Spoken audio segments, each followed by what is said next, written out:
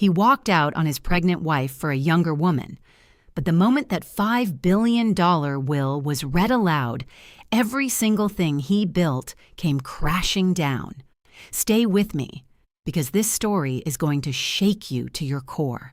And if you believe karma always finds its way back, hit that like button right now, subscribe, and don't you dare leave before the end. I want you to picture something. A woman sitting alone in a nursery at 11 o'clock at night. She's 8 months pregnant. Her back is aching, and she's carefully folding tiny white onesies and placing them into a wooden drawer. The room smells like fresh paint and lavender. A mobile with little wooden stars hangs above the crib. She picked it out herself. She assembled it herself. And outside that nursery window, the man she built her entire life with, the man who promised her forever, is 2 states away, sleeping next to someone else. That woman is Diana, and this is her story. Diana Cross met Gabriel Stone when they were both 22 years old, broke, brilliant, and completely in love with the idea of building something from nothing. Gabriel had the vision. Diana had the precision. He could walk into a room and make everyone believe in the dream. She could sit down and draw the actual blueprint. They were perfect together. Not in a fairy tale way, but in a real, gritty, complementary way. The kind of partnership that actually works. By the time they were in their mid-30s, Gabriel's luxury hotel and real estate group had properties in 9 cities. His name was on buildings. His face was in business publications. And standing quietly behind almost every major decision he ever made was Diana. She had left her own architectural design career to help him grow his empire, and she never once asked for a spotlight in return. She just loved him. That was enough for her. They had been trying for a baby for 6 years. 6 years of doctors, hope, disappointment, and silence. When Diana finally got pregnant, a natural pregnancy, unexpected and miraculous, they both wept in the bathroom of their home. Gabriel held her face in his hands and told her this was the best day of his life. She believed him. Why wouldn't she? So when I tell you what happened next, I need you to understand the weight of it. This wasn't a distant marriage. This wasn't 2 strangers sharing a house. This was 14 years. This was everything. The first sign something was wrong came quietly, the way these things always do. Gabriel started working later.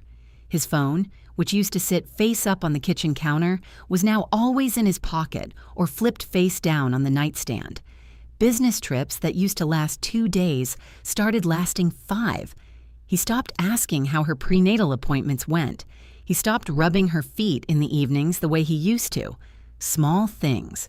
The kind of things a woman notices but tries to explain away, because the alternative, the real explanation, is too devastating to look at directly. Diana was 7 months pregnant and tired in ways that go beyond physical exhaustion. She was tired in her spirit, but she kept painting the nursery. She kept going to her appointments. She kept building the life she believed they were going to share together. And then one evening, Gabriel came home, sat down across from her at the kitchen table, and told her he was leaving. I want you to sit with that for a second. 8 months pregnant. Sitting at the kitchen table she picked out. In the home they chose together. And the man across from her, the man whose child is moving inside her body at that very moment, tells her the marriage has run its course. He didn't mention another woman, not that night. He said it like it was a business decision, calm, rehearsed, like he had been practicing it in the car on the way home. Diana didn't scream. She didn't throw anything. She went completely, terrifyingly still, and that silence said everything words never could. Gabriel left that same night with a single suitcase, and Diana sat at that kitchen table alone until the sun came up. 3 weeks later, the photographs appeared. Gabriel and a woman named Celeste Veron laughing together on a sun-drenched resort terrace in the Maldives. Her hand on his chest, his arm around her waist. The photos spread across social media, gossip columns, and eventually trickled into the business press. and Diana saw them, not at home, not in private, but on her phone in the waiting room of her OB/GYN, surrounded by strangers. Celeste was 29. She had worked in Gabriel's hotel group as a senior events coordinator for 3 years. What Diana, and everyone else, didn't know yet was that this affair had been going on for over 2 years. Gabriel hadn't just been unfaithful. He had been building a second life. A private apartment, transferred funds, promises made in hotel rooms about futures that didn't include his pregnant wife. He had told Celeste she would be his wife. He had already decided, long before he sat down at that kitchen table, that Diana was being replaced. The business world whispered. A few of Gabriel's long-standing partners quietly distanced themselves. Most said nothing. The world kept moving, the way it always does when a woman gets hurt.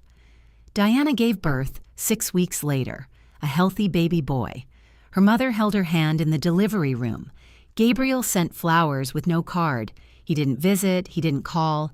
His own son entered the world, and Gabriel Stone was at a rooftop dinner in Miami with Celeste, toasting what he called his new beginning.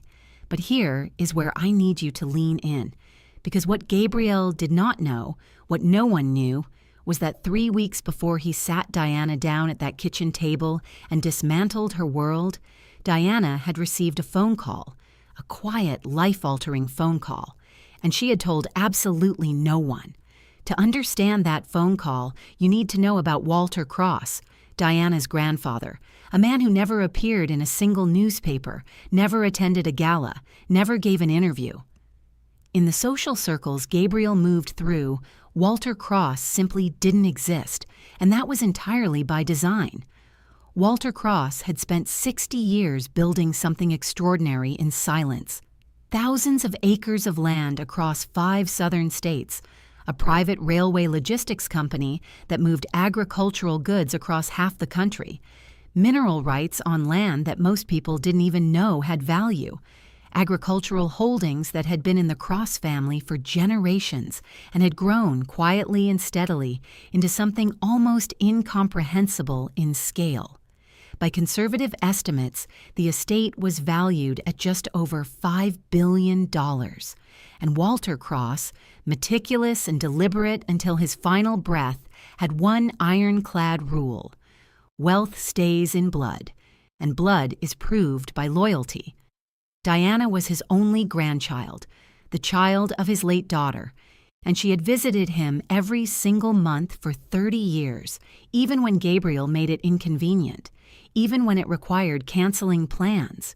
She showed up. That's who Diana was. Walter had been declining for 2 years, and in the final weeks of Diana's pregnancy, he passed away peacefully in the house he had lived in for 50 years. His attorney called Diana the following morning. She was the sole beneficiary of the entire estate, every acre, every holding, every dollar, $5.1 billion. Diana said thank you. She hung up the phone, and she went back to folding baby clothes. She didn't tell Gabriel, not because she was calculating, not because she was plotting, but because Diana Cross was not a woman who used money as a weapon.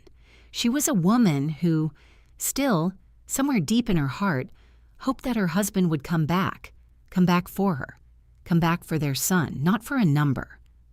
She gave him silence as a final test of the man she had married. He failed that test completely. While Diana was navigating new motherhood alone, Gabriel and Celeste were moving into a glass penthouse downtown. He bought her a diamond bracelet. He took her to Paris. He introduced her to his colleagues as his partner. He was performing a new life loudly and publicly, the way insecure people do when they need the world to validate their choices. His attorneys began the divorce proceedings with a strategy that can only be described as aggressive arrogance. They sent Diana a settlement offer that was insultingly low, a modest lump sum that treated 14 years of partnership and sacrifice like a minor inconvenience to be paid off quietly. The assumption was clear. They thought Diana had no leverage. They thought she would take what she was given because she had no other option. Gabriel was confident, untouchable in his own mind. He had no idea that sitting in a law office across the city under the name Diana Cross was a document that would rewrite everything. Several months after the birth of her son, Diana received a formal invitation to the legal reading of Walter Cross's will. She dressed simply. She drove herself. She sat in a quiet room with 2 attorneys and her grandfather's most trusted advisor, and she listened as every asset, every holding, every acre, and every dollar was formally transferred into her name. $5.1 billion, effective immediately. She thanked them, collected the documents, and walked outside into the afternoon sun. She stood on the sidewalk for a long moment. Then she called her mother. Then she called her son's name, the baby she had decided to name Walter, after the man who never once abandoned her. And she exhaled for what felt like the first time in a year. Within 48 hours, someone at the law firm talked. It may have been a paralegal. It may have been a clerk who recognized the name. It doesn't matter. By the following morning, the story had exploded across every financial publication, every gossip column, every corner of the internet. Billionaire's abandoned pregnant wife inherits $5.1 billion estate the same year he filed for divorce. Gabriel Stone saw the headline on his laptop at 7:30 in the morning. Celeste was sitting directly across from him, eating breakfast. The room, I imagine, went very quiet. What happened next in that courtroom, legally speaking, was swift and devastating for Gabriel. Because his attorneys had been so aggressive, so deliberately lowball in their settlement approach, Diana's legal team now had everything they needed to tear the entire negotiation apart and start over. The inheritance had changed Diana's financial position in a way that made Gabriel's original offer not just insulting, it made it legally untenable. Her attorneys moved immediately, new terms, new numbers, and this time, Diana was not the one without leverage. Gabriel called her 4 times that same afternoon. She didn't answer, not out of cruelty, simply because there was nothing left to say. He sent a text, "We need to talk, for our son's sake." Diana's attorney responded on her behalf, not with words, with a document, the revised settlement terms, the kind of numbers that make a man sit down very slowly. But here is the twist that nobody saw coming, and I mean nobody. That same night, while Gabriel was on the phone with his lawyers, Celeste packed 2 bags. Not all of her things, just 2 bags quickly and efficiently, like someone who had already thought about this moment and knew exactly what she would take. She left a single note on the kitchen counter, placed under her house key. Gabriel found it when he walked out of his office, the penthouse half empty, the note sitting there in the silence. "I didn't sign up for this." The woman he had blown up his entire life for, the woman he had left his pregnant wife for, the woman he had bought bracelets for and taken to Paris and introduced to his colleagues with pride. She was gone. The same night the money moved in the other direction, Celeste Veron walked out the door and didn't look back. And now here is the second twist, the one that reveals everything about who Celeste actually was. In the weeks that followed, it came to light that Celeste had been in regular contact with a wealthy investor from Gabriel's own professional circle for the better part of a year. Not a new connection, not someone she met after things went sour, someone she had been quietly, carefully cultivating as a backup option long before the will was ever read. Long before Gabriel's world started cracking, Celeste hadn't been blindly in love. She had been in position. She saw Gabriel as a vehicle for status, for access, for the life she wanted. And the moment that vehicle showed signs of losing value, she had already mapped out her next move. Gabriel didn't lose a woman who loved him. He lost the illusion that she ever did. The irony, and it is brutal, is that this is exactly what he had done to Diana. He had treated her as a vehicle, as something useful until something shinier appeared. And now the universe had handed him a mirror, and the reflection was unbearable. There was one more piece of fallout that Gabriel never anticipated. Several of his hotel development projects, deals he had been structuring for years, deals he considered locked, began falling apart. because some of the land those projects were tied to sat within territories connected to the Cross family holdings. Walter Cross had been quietly adjacent to Gabriel's world for years, without Gabriel ever knowing it. Now that Diana controlled those holdings, the leverage in several of Gabriel's most important deals had shifted in ways his attorneys were still trying to understand. He hadn't just lost his wife. He had lost ground, literally, in his own industry. Business partners who had stayed silent during the scandal now had a financial reason to reassess. Phone calls stopped being returned. Meetings were rescheduled indefinitely. The empire Gabriel had spent decades polishing was developing cracks that no amount of charm could smooth over. Diana never gave a single interview. She never posted anything. She never responded to the dozens of journalists who reached out. She simply got to work. She assembled a quiet, sharp executive team. She brought in specialists to modernize the Cross Estate's logistics operations. She began working with land conservation groups on several of the agricultural holdings in ways that generated both revenue and legacy. Business publications began covering her, not as a wronged wife, not as a tabloid figure, but as a serious, formidable force in her own right. A woman who had inherited something extraordinary and was building it into something even greater. She reclaimed her original name, not Stone, Cross, Diana Cross, and her son, little Walter Cross, grew up knowing exactly who his mother was, not the woman who was left, the woman who stayed standing. Gabriel Stone is still wealthy. I won't pretend the universe wiped him out completely, because that's not how these stories actually go. He still has properties. He still has income. But the version of his life he imagined, the gleaming reinvention, the younger woman, the public validation of a man who chose himself, that version is gone. He lives in a quieter place now, simpler than the penthouse. He is largely alone. Celeste surfaced briefly in a tabloid photograph about 8 months later, in another city, at an event, standing next to the investor she had been cultivating all along.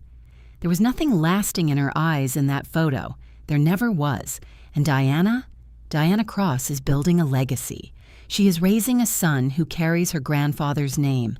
She is expanding holdings that took 60 years to build into something that will last another 100. She is whole, not healed in the way that implies she was broken, but whole in the way that means she knows exactly who she is and where she stands. He thought leaving her made him free, but every door he tried to open after that had her name on the lock. If this story gave you chills, if it reminded you that patience is not weakness and that what is meant for you cannot be taken away, give this video a like right now. Share it with someone who needs to hear that karma is real and it is extraordinarily patient. And if you're new here, subscribe, because every week we bring you the stories that remind you of the one truth that never changes. What you do in the dark always finds the light. Always.